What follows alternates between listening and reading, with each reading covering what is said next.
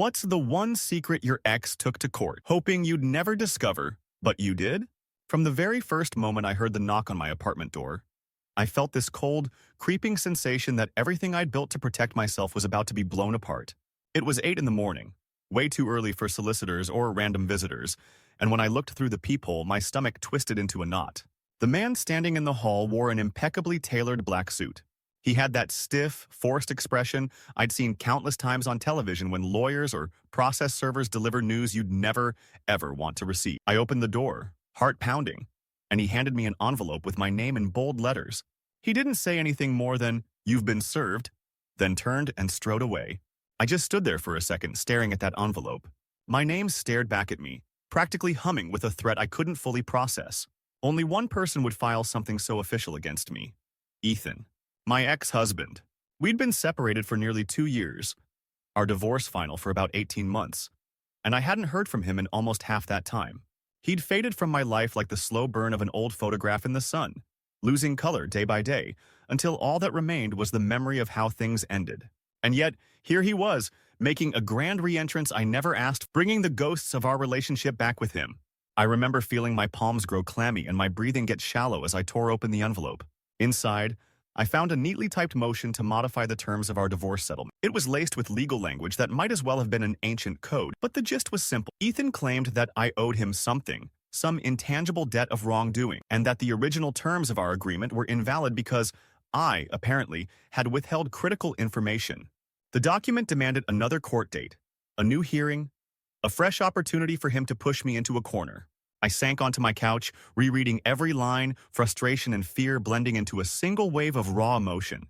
The words, unconscionable behavior, and fraudulent concealment popped out at me. The irony of him accusing me of hiding anything was too much to handle. Ethan was the secret keeper, not me. He was the one who'd always been so private, borderline paranoid, about random details of his life. If anyone was hiding something, it sure as hell wasn't me. I poured myself a glass of water, hands shaking, and tried to recall if there was anything I'd done, maybe something small, overlooked, that would justify what he was claiming. I knew I was no saint, but I hadn't lied on any official documents or done anything illegal that I could think of.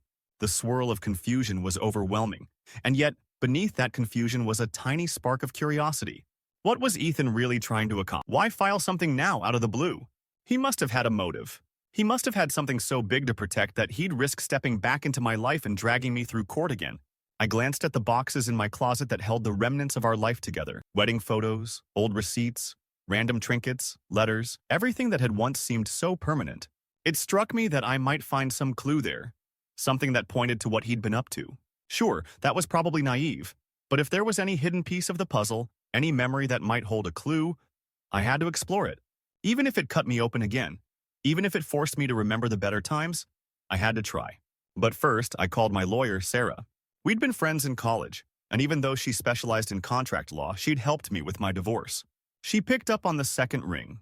When I told her Ethan was taking me back to court, she was as surprised as I was. I heard the confusion in her voice as she flipped through our old files. Then, after a few quick questions, she asked me the exact question burning in my own mind. What does he think he can prove? That question echoed through my thoughts the entire day. What did Ethan think he could prove? And, more importantly, what was he actually hiding? Because I knew him, maybe better than I ever wanted to. When Ethan felt cornered, he'd go on the offensive and do everything he could to bury the real story. This wasn't just about some petty demand. There was something huge looming in the background, a dark undercurrent that made him desperate enough to pull me back into this legal mess. Over the next couple of weeks, I tried to keep my life normal. I went to work, kept up with friends, pretended none of this fazed me, but inside, I felt like I was walking on glass. Every step reminded me that a single misstep could crush me. I had nightmares about the upcoming court date, about being blindsided by some horrifying revelation. Whenever I thought of Ethan's face, that smug half-smile he used to wear when he thought he was 2 steps ahead, it gave me chills.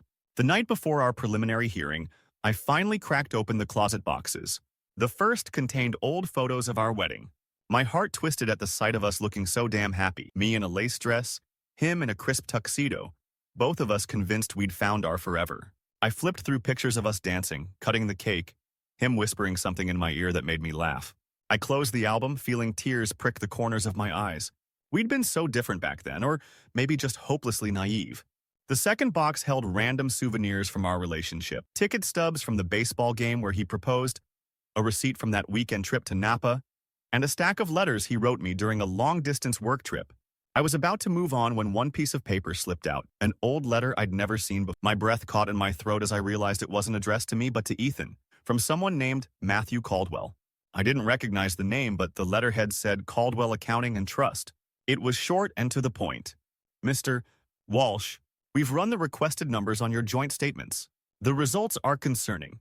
I strongly advise you to resolve these discrepancies before any third party reviews your filings. An audit would be devastating. Please contact me immediately. Regards, Matthew Caldwell, CPA. My heart was pounding by the time I finished reading. Discrepancies? Audits? Something about the tone of that letter made my stomach churn. There was urgency, fear, a sense of wrongdoing. Why had Ethan never mentioned this letter to me? I flipped it over, hoping for more details, but it was blank on the back. I scanned the date. About 6 months before Ethan and I officially separated. Could this be the key to everything? The next morning, I barely slept. In the corridor outside the courtroom, I saw Ethan for the first time in nearly a year. He was dressed in a charcoal gray suit, hair meticulously combed, jaw set tight.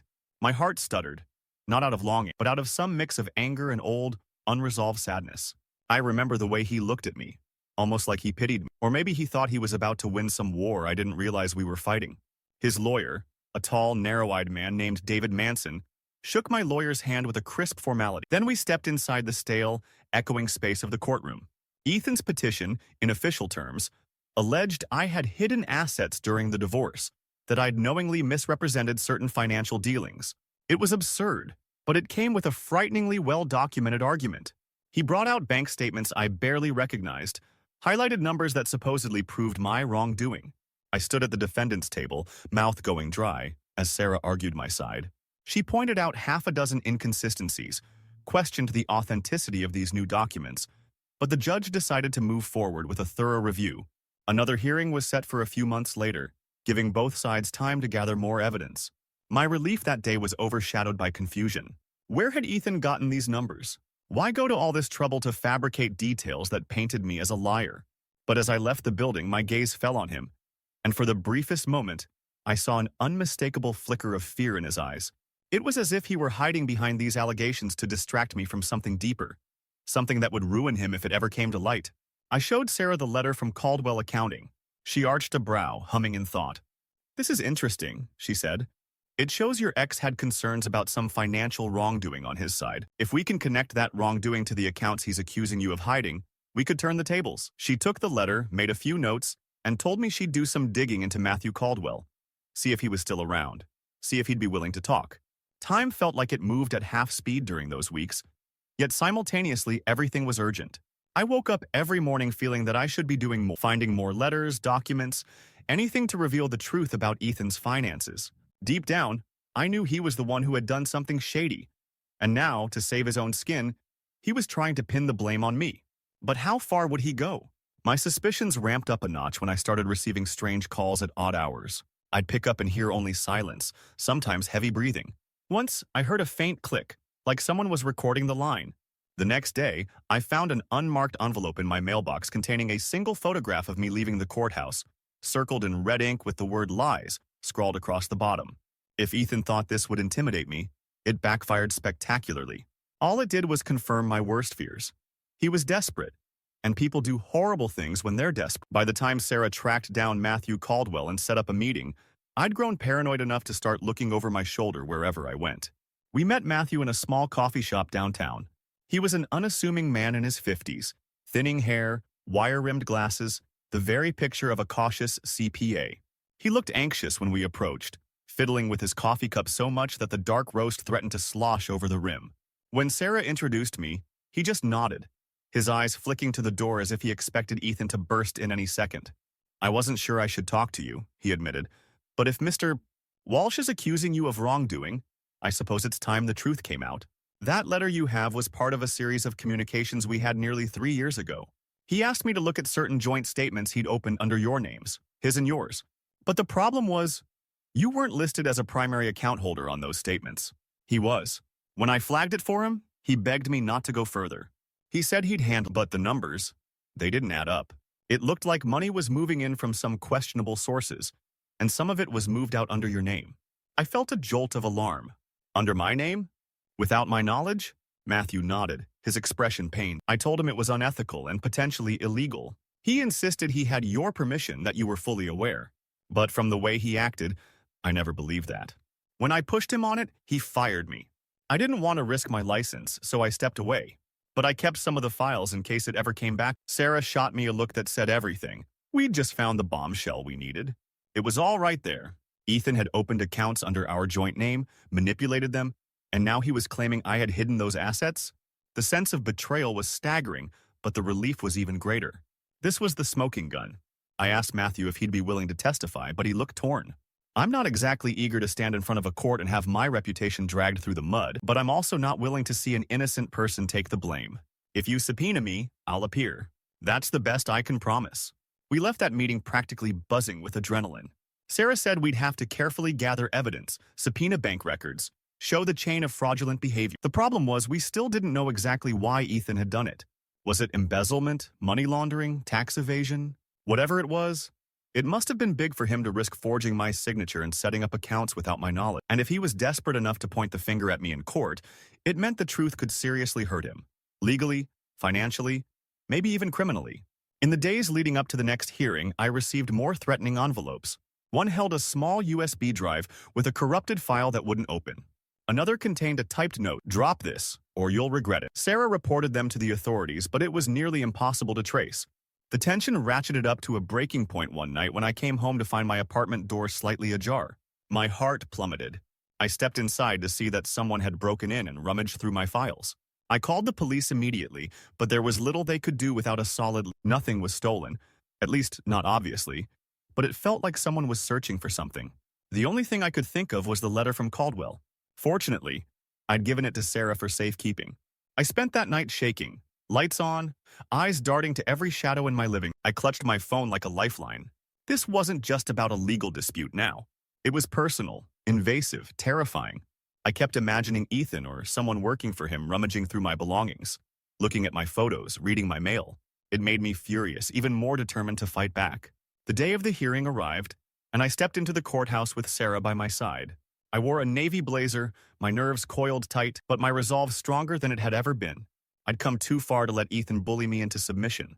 The hearing began with the usual formalities, the judge acknowledging the complexities of the case. Ethan sat at his table, expression calm, flanked by David Manson, whose sharp gaze bored into me every time I so much as glanced over. I wondered if they had any idea what we'd discovered, if they had any clue that the witness we were about to call would blow their entire case out of the water. When Matthew Caldwell took the stand, you could almost taste the tension in the air. David tried to object, claiming his testimony was irrelevant, but the judge overruled him. Matthew started quietly, explaining how Ethan had hired him to audit several accounts. Then Sarah asked him the key question. "Mr. Caldwell, did Ms. Cooper," she gestured to me, "authorize these accounts or direct you in any way to open or manage them?" Matthew cleared his throat, hands clasped together. "Number, Ms. Cooper never contacted. From my understanding, she had no knowledge of the accounts. Mr. Walsh specifically stated that he was handling everything, and that she wouldn't need to be involved. When I found discrepancies, I wrote him letters advising him to rectify the issues. He fired me and threatened legal action if I disclosed anything." The judge's expression sharpened. David tried to discredit Caldwell's testimony, painting him as a disgruntled former accountant looking to cause trouble. But Sarah produced the letter with Caldwell's signature, verifying its authenticity. The more David tried to deflect, the more obvious it became that Ethan had orchestrated something shady. I watched Ethan's composure slip. He tapped his pen against the table, a muscle in his jaw flexing, his eyes darting to me with something like panic. But the real hammer fell when Sarah introduced copies of the relevant bank records we'd subpoenaed. There, in black and white, were transactions into those joint accounts from unnamed shell companies. And there, ironically, were forged signatures that were supposed to be mine. But the handwriting was obviously not mine. I kept my gaze on Ethan as the judge leafed through the pages, and I could almost hear his mind scrambling for an escape route. David tried one last gambit, suggesting I had conspired with Caldwell to frame Ethan. That notion fell apart when Caldwell admitted he was initially reluctant to even speak to me. The judge then turned to Ethan with a measured look that made the hair on the back of my neck stand up. "Mr. Walsh, he said in a quiet but stern tone. "These documents paint a troubling picture. Do you have any explanation for why your wife's name would appear on accounts she knew nothing about?" Ethan's mouth opened, but nothing came out. A fleeting moment of panic crossed his features. Finally, he tried to pivot. "Your Honor, I was trying to protect her, protect us. The money came from an inheritance," and he kept sputtering half-formed justifications, but none of them aligned with the evidence in front of us. It was clear the judge wasn't buying it. When the hearing ended, it was all I could do not to collapse from the adrenaline spike. The judge ordered an immediate investigation into the accounts and postponed a final ruling. As we walked out, Sarah gave me a supportive pat on the shoulder. Ethan rushed by me without meeting my eyes, David close behind, both of them muttering in hushed, angry tones. For all his bravado, Ethan couldn't hide the truth, and I realized in that moment that we'd turned a corner. There was no going back. I spent the next weeks in a surreal haze. Part of me was exhilarated that the truth was finally surfacing. Part of me was terrified about what might still be lurking beneath the surface. Sarah kept me updated on the ongoing investigation. The assets in those accounts appeared to be linked to shady business deals Ethan had made. He might even be facing criminal charges. The idea that the man I once married could be part of something so underhanded made my heart hurt. I recalled the early days of our relationship, the sweet notes, the laughter over silly inside jokes, the gentle way he'd brush the hair from my face. All of that felt like a distant dream I'd conjured up in a moment of weakness. This person, this manipulator, was a stranger to me now. But the final blow came one chilly afternoon when I received a call from a woman named Madison. She introduced herself as Ethan's fiancée. I felt the blood drain from my face. She was polite but firm, insisting we meet at a nearby cafe. I had no clue what to expect. Part of me wondered if she was in on it, or if she'd been duped by Ethan's charm the same way I once was. I arrived at the cafe, heart pounding. Madison was tall, elegant, with sorrowful eyes. She confessed that she'd discovered documents in Ethan's home office. Documents detailing offshore accounts, money transfers, and even potential bribes. She'd confronted him, and he brushed it off, telling her she didn't understand the complexities of his business. But then she learned about the lawsuit against me, and she grew suspicious. She started digging on her own, and what she found terrified her. "I love him," she whispered, tears welling in her eyes, "but I can't ignore what he's doing. And if he's dragging you down to protect his secrets, I don't want any part of it. He told me you were the one who lied, that you tried to steal from him. But the more I read, the more I realized he was projecting his own crimes onto you." I felt a wave of sympathy for her. She was in the position I'd been in years ago, believing Ethan's calm reassurances, ignoring little red flags. I thanked her for telling me, and she asked if there was anything she could do to help. She offered to testify if it came to that. The heartbreak etched in her face mirrored the heartbreak I'd once carried. It was a painfully vivid reminder of how Ethan destroyed trust for his own gain. When we finally reached the concluding trial date, it felt like I was standing at the edge of a cliff, waiting to see if I'd be pushed off or if I'd learn to fly. The courtroom was packed. There was an undercurrent of tension because the investigation hinted Ethan had committed fraud on a significant scale. Reporters hovered outside, sensing a juicy story about a suburban entrepreneur gone rogue. I took my seat, noticing that Ethan sat alone now. David Manson had withdrawn from the case shortly after the investigation started turning ugly. Ethan had hired a new lawyer, a younger woman who looked visibly uncomfortable. The judge listened to the final arguments. Sarah methodically laid out the timeline, how Ethan opened secret accounts, forged my name, tried to pin the blame on me when the risk of exposure grew too great. She presented new statements, corroborated by Madison's testimony that Ethan admitted to shifting funds to protect himself from creditors and potential lawsuits. Even Caldwell's official audit report was introduced as evidence. It left no room for interpretation. Ethan's lawyer tried to mitigate the damage, suggesting that while Ethan may have engaged in questionable practices, there was no proof I wasn't complicit.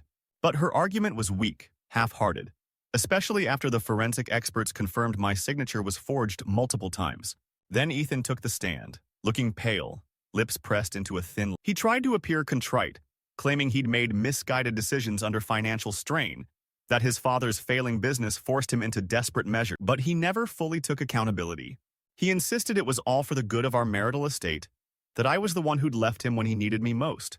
Sarah's cross-examination was brutal. She brought up the letter from Caldwell, the break-in at my apartment, the threatening notes. Ethan denied involvement, but his denials rang hollow. In the end, the judge saw through it all. He dismissed Ethan's petition against me entirely, reaffirmed the original divorce decree, and strongly recommended the district attorney review the evidence for potential criminal charges against Ethan. My relief was indescribable. As I stood there, I realized I was finally free. Not just from this insane court battle, but from the hold Ethan had on my psyche. Outside, reporters clamored for a statement. I had none. I just wanted to breathe fresh air, to feel the sun on my face without a shadow of fear trailing behind me. Sarah walked me to my car, gave me a fierce hug, and told me she'd keep me updated about any further legal action if the state decided to press charges. I drove home in stunned silence, the reality slowly sinking in. That evening, I sat on my couch, looking at a photograph of me and Ethan from our honeymoon. We were on a beach, arms wrapped around each other, laughing at something silly. It felt like a relic from another world. Part of me grieved for that version of us, for the innocence of believing love could conquer any flaw. But another part felt a sense of profound gratitude. I discovered the one secret Ethan would have done anything to hide, the secret that explained his paranoid maneuvers, his courtroom theatrics, his attempts to frame me. In exposing it, I'd broken free from the lingering guilt and confusion that haunted me after our marriage imploded. I'd like to say that was the end of all contact with Ethan, but it wasn't.